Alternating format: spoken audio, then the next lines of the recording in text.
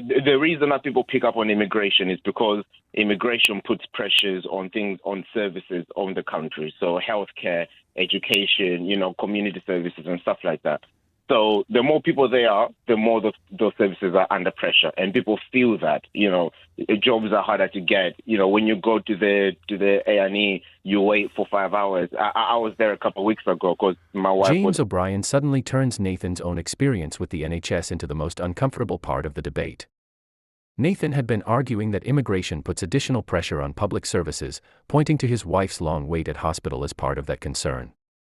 So O'Brien asks him a deceptively simple question: how many of the people who actually treated his wife at the Wolverhampton hospital were immigrants?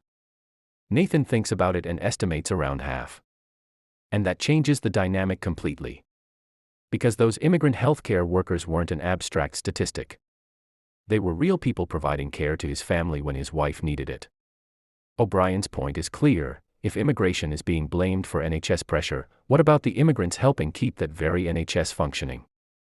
Before we dive into the full story, comment where you're watching from, and don't forget to like and subscribe so you don't miss the next James. one. Yeah, so I just want to answer your question of whether the numbers do matter, and I want to say yes, the numbers do matter. Now, for context, I have to say that I guess I would fall in the camp that you've described of people who subscribe to quote-unquote right-wing media. Sure. I share the same sentiments and views as the ones that you're demonizing, for lack of a better word. But I don't want to jump all over you. No, I don't want to jump all over you. But just give me a little bit more flesh on those bones, if you would. What sort of sentiments and views? Well, I mean, the conversation for today is about immigration, and you describe the people who, I guess, view immigration as a big issue and something to be sorted, and I guess, in your words, sort of blow it out of proportion. But I sort of agree with a lot of that rhetoric. And to come back to your question, of course, the numbers do matter. Now, I wasn't a fan of the Labour government. I wasn't happy that they got in power. But when I heard the news about the numbers that you've spoken about, yes, that did put a pep in my step. I was like, oh, okay, this could actually be a good thing. So ultimately, for me, it's about the impact that's happening as a result of that government. So if they get this right, if it improves the country, I think that's a good thing. And what would we be looking for in the context of improvement? So in terms of to answer that question, let me just emphasize on the numbers. It's great that the numbers are coming down, but at the end of the day, it's about the lived experience of the people in the country. Yes. So the reason that people pick up on immigration is because immigration puts pressures on things, on services on the country. So healthcare, education, community services and stuff like that.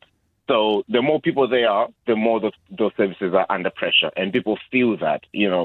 Jobs are harder to get. When you go to the A&E, you wait for 5 hours. I was there a couple of weeks ago because my wife was unfortunately very, very unwell. We got there, and they told us we had to wait for about 6 hours. It's those kind of. And in those circumstances, you immediately think of immigration. No. I don't immediately think of immigration, but it's a factor that I can't ignore because 14 years of austerity. In the year 2010, patient satisfaction with the NHS was the highest it had ever been. That was after 13 years of high immigration under Labour. So why do you think of immigration when you're presented with a long wait at a hospital? No. So that's fair enough, and this is my point. To add another point, if I may, the net contribution to the public purse of a working age immigrant is higher than a working age native. So in terms of what goes in and what gets taken out, they're a net benefit to public services, and yet in your mind they're a drain. Why do you think that is? Because respectfully, you're wrong. So why do you think you've ended up being wrong about this? No. Well, fair enough. Respectively, I think you're wrong, but it doesn't matter. We'll just have a conversation. This isn't an opinion. This is counting. You go to a hospital and there's a long waiting list. You immediately think it's because of immigration. I just wonder why. No. I didn't say that. And this is the thing, James. I think you told me about your wife, who I hope is well and was as well treated, and you talked about the lived experience of people and believing that immigration was the reason why you had such a long wait at the hospital. I mean, you can tell me that you made a mistake when you said that, but you can't pretend you didn't say it. Let me explain. Let me explain. It was a mistake. From what you're saying, I'm hearing that you misunderstood me. So let me clarify. Of course. Okay. What I'm saying is, the fact of the matter is, if there is 1 million more people in the country, those 1 million more people need to use the same services that were there before they arrived in the country. So if I have a hospital in Wolverhampton, this is where I live, there's that hospital.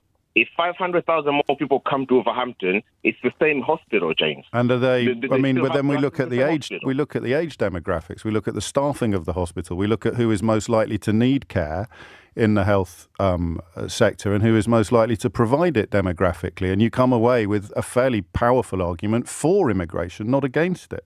And you can't really gloss over the fact that patient satisfaction under the last Labour government up to 2010 was the highest it has ever been.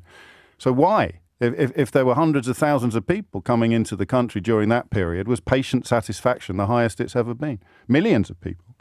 Because, and this goes back to your central question that you asked at the beginning. So let me answer your question, if you just let me answer the question. Well, I wish you'd answer one of them. It's great the numbers are coming down, but it's not about the numbers, James. It's about the lived experience of people in this country. So the lived experience of people in this country in 2010 was that after incredibly high, historically unprecedented levels of immigration, the experience of the NHS was the highest it had ever been. So your point just doesn't work.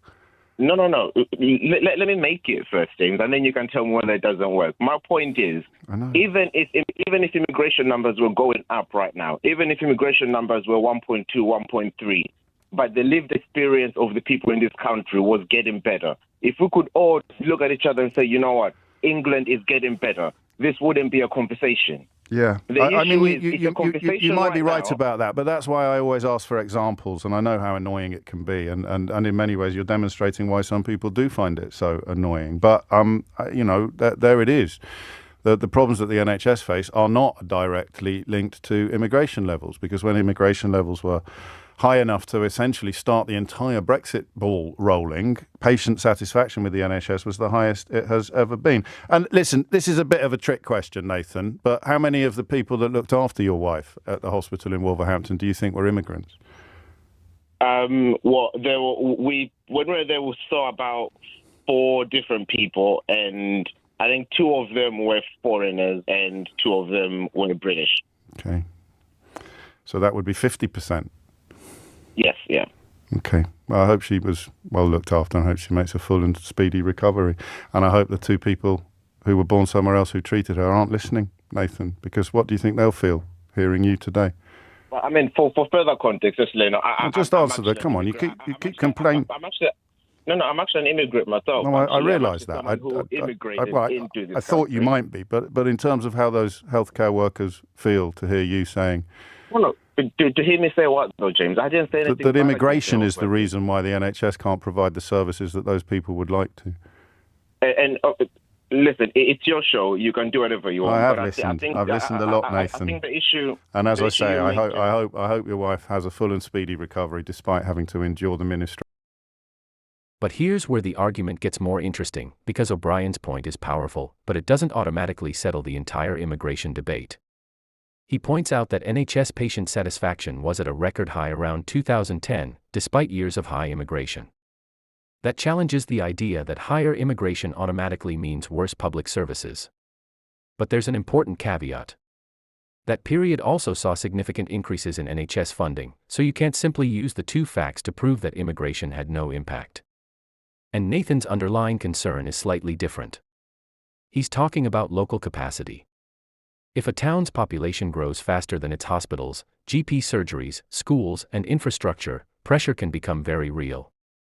At the same time, many working-age immigrants contribute taxes and, importantly, some are actually staffing the very services being discussed.